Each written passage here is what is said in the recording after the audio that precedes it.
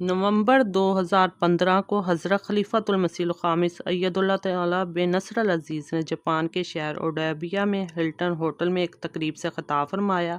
اس خطاب کا عنوان تھا "the keys to peace in a time of global dish order".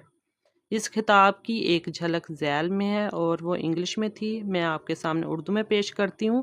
مشرقی یورپ میں روس اور یوکرین اور بعض دوسرے یورپی ممالک کے درمیان رنجشیں بڑھ رہی ہیں۔ مزید برآں حال ہی میں چین اور امریکہ کے درمیان امریکن جنگی جہاز کے جنوبی ایشیا کے سمندروں میں ہونے پر باہمی تناؤ میں اضافہ ہوا ہے۔ آپ اس بات سے بھی آگاہ ہیں کہ چین اور جاپان کے درمیان ایک لمبے عرصے سے متنازع جزیروں کی ملکیت پر دونوں کے درمیان تنازع چل رہا ہے۔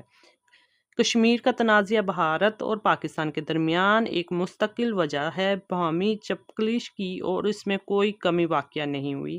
اس طرح اسرائیل اور فلسطین کے درمیان تناؤ نے علاقے کے امن کو تباہ کر رکھا ہے۔ افریقہ میں دہشت گرد تنظیموں نے بعض علاقوں میں طاقت حاصل کر لی ہے اور وہاں کی باغ دوڑ ان کے ہاتھ میں آ گئی ہے، اور اس طرح سے ایک وسیع پیمانے پر تباہی اور بد امنی پھیل چکی ہے۔ میں نے محض چند مشکلات کا ذکر کیا ہے ان میں سے جو آج دنیا کو درپیش ہیں، اور یقیناً ابھی اس کے علاوہ اور بھی بے چینی و بد امنی کی مثالیں موجود ہیں۔ بس ایک نتیجہ جو ان باتوں سے نکلتا ہے وہ یہ ہے کہ دنیا آج تشدد بد امنی کے درمیان گھری ہوئی ہے۔ آج کی ترقی یافتہ دنیا میں جنگ کی نوعیت پرانے زمانے سے بہت مختلف اور وسیع ہے۔ کسی بھی ایک علاقے کے تنازعات اس علاقے تک محدود نہیں رہتے بلکہ آگے بڑھتے رہتے ہیں۔ آپ نے مزید فرمایا، آپ سب خوب آگاہ ہیں کہ ان مہلک ہتھیاروں کے اثرات آنے والی نسلوں تک محدود نہیں رہتے بلکہ آنے والی نسلوں تک ہی جائیں گے۔ لہٰذا شاید دنیا کے کسی بھی ملک سے زیادہ بہتر جاپان کے لوگ امن تحفظ کے معنی سے آگاہ ہیں۔ یہ بات قابل اطمینان ہے کہ جاپان نے نہ صرف اس تباہی پر قابو پایا بلکہ وہ آج ترقی یافتہ قوم اس لیے آپ کی تحریک کو مد نظر جاپان کو لازمی قرار دیا۔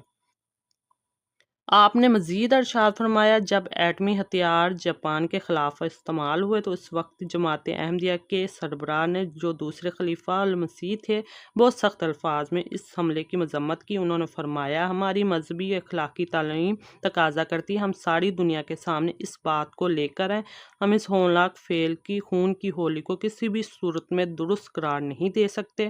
مجھے اس سے کوئی فرق نہیں پڑتا کہ بعض حکومتیں جو بات میں کہہ رہا ہوں اس کو پسند نہیں کریں گی۔ انہوں نے مزید کہا، مستقبل میں وہ نہیں دیکھ رہے کہ جنگ و جدال میں کوئی کمی آئے گی بلکہ اور جنگی جنون میں اضافہ ہوا ہے۔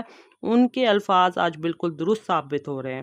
اگرچہ تیسری جنگ عظیم کا اعلان نہیں ہوا مگر عملی